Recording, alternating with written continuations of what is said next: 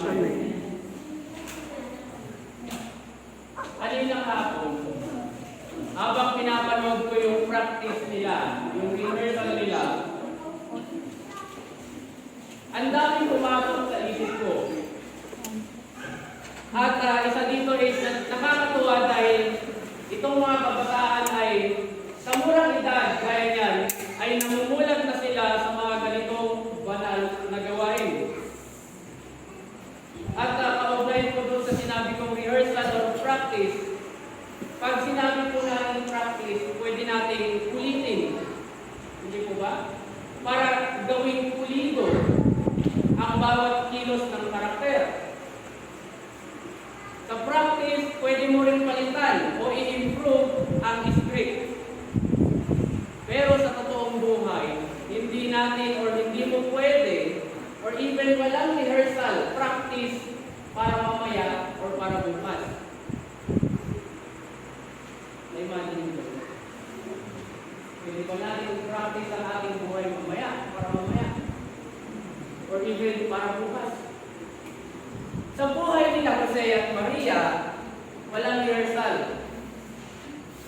Kung gaano ka-natural yung daloy ng kwento kanina na ginawa ng mga bata, ganon din ka-natural yung kwento kung paano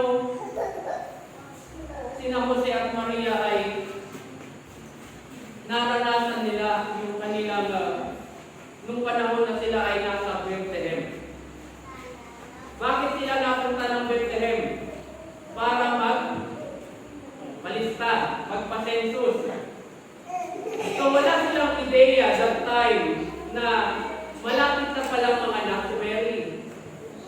Pero alam nila na yan, malapit na. Wala silang ideya kung kailan, anong oras.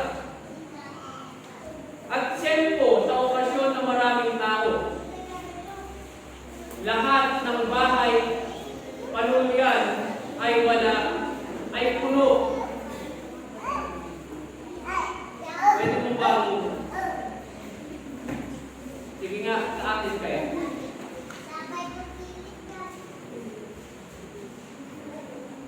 Kinakailangan mo ng isang tahanan, isang kwarto. Pero sa dami ng tao that time, wala kang mapuntahan kasi puno-puno. At sa kanilang mag-asawa, lalo kay Jose ay nakaka-nervyos ito, nakaka-tense, nakaganapan. Siyempre, sino ba namang hindi kakabahan dyan? Sino ba namang hindi ninervyosin? Buhay na ng asawa mo at ng anak mo, yung nakalagay na sa alanganin. Di ba, naghahanap pa rin sila ng bahay paano yan, pero puno na. Ayon sa alamat or legend, mga kwento, dahil puno ang mga bahay panuluyan, isang may-ari ng bahay ay nagbukas ng pinto, humingi ng pasensya, dahil na talagang puno-puno na lahat ng kwarto. Pero, inalok niya sina Maria at Jose na kung ayos ba sa kanilang tumuloy na saan? Sa Sabat. Para doon na ipanganak ni Maria ang bata at nangyari na. Ganun pa man, makikita po natin na sa kanilang mag-asawa, sa kanilang pamilya, focus sila sa present moment ng kanilang buhay.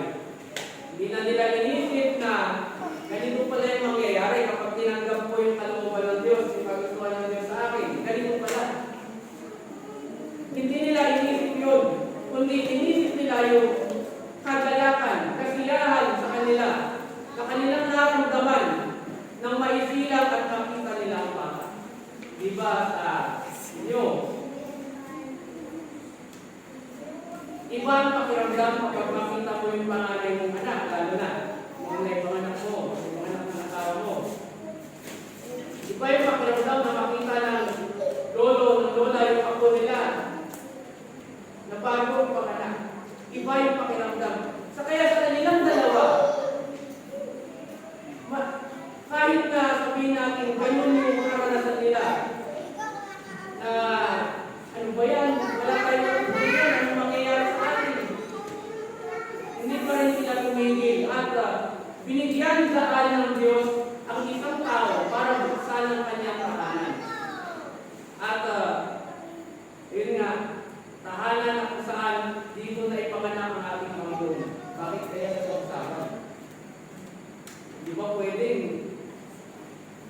ganun ang gusto ng Diyos sa saksakan niya.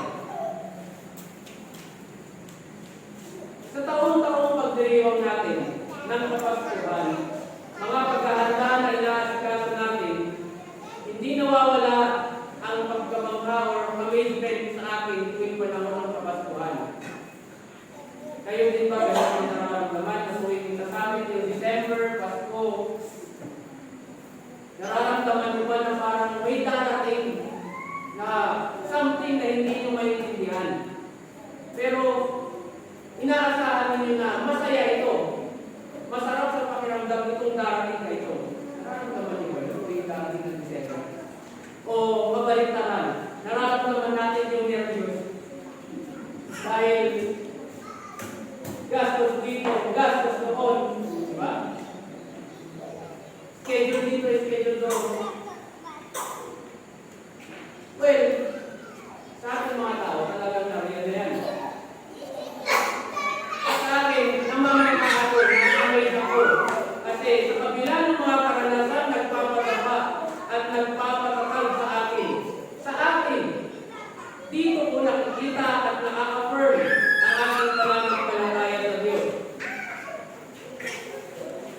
Sa 11 months, sa 11 buwan na binigay sa akin ang regalo ng Diyos, hindi ba nakaka-amaze, nakakamangha na umabot ka sa December, umabot ka ngayon? Umabot tayo na kung saan natin umabot ka ngayon. Kaya salamat sa Diyos kasi andito pa rin tayo. Ibig sabihin, may plano pa rin ang Diyos para sa atin. At sa siyang na gabi ng ating preparasyon para sa banal na gabi ito, dalangin ko ay sana'y mapanibago ang inyong pagtingin sa pagdiriwang ng Pasko. Hindi lang tayo nakatuon sa material na bagay na paulit-ulit ko sinasabi, kundi sa esensya kung bakit ginawa ng Diyos na mag-celebrate tayo ng Pasko. Esensya na kung saan bakit ipinagdala ng Diyos ang kanyang bugtong anak para sa atin. Ang Diyos ay nagkasawang tao, isinilang sa sabsaban ng buhay bilang simpleng tao. Kaya ngayong Pasko, pinapaalala ko sa atin ng ating mga pagbasa ang dalawang bagay. Una, sa kadiliman ay mayroon sa makikita ng liwanag. Anong ibig kong sabihin dito? Sa ating buhay, karanasan, sa ating ups and downs, nalubog tayo sa mga problema, pagsubok. Ang tinitingala natin liwanag ang nagpapaalala sa atin na kailangan pa rin natin tumayo, ano man ang mangyari. At ang liwanag na ito ang nagpapaalala sa atin ngayong gabi, lalo na ang pagmamahal ng Diyos ay kahit kailan ay hindi mabubura, hindi mawawala, hindi kailanman matatanggal sa atin. Minsan sa ating buhay, kailangan din natin lumusong sa kadiliman para makita natin yung liwanag na yan, yung pag-asa na yan sa buhay na yan. At pangalawa, inaasahan na tayo ay makapagkakating ng good news, mabuting balita, gaya ng mga anghel at ng mga pastor. Mapapansin natin bakit sa mga pastor ipinaalam ang mabuting balita na ang Panginoong Yesus ay isinilang na. Dahil ang mga pastor, gaya natin, pastor na kung saan marunong tayong humingi sa lumikha sa atin. Marunong tayong kumilala sa Diyos na lumikha sa atin. Kaya pinakilala sa mga pastor. Kaya inaasahan po sa atin na sana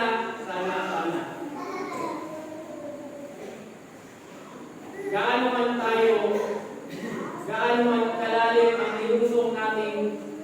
pagsubok sa buhay o yung kadiliman na sinasabi ko na yan, hindi tayo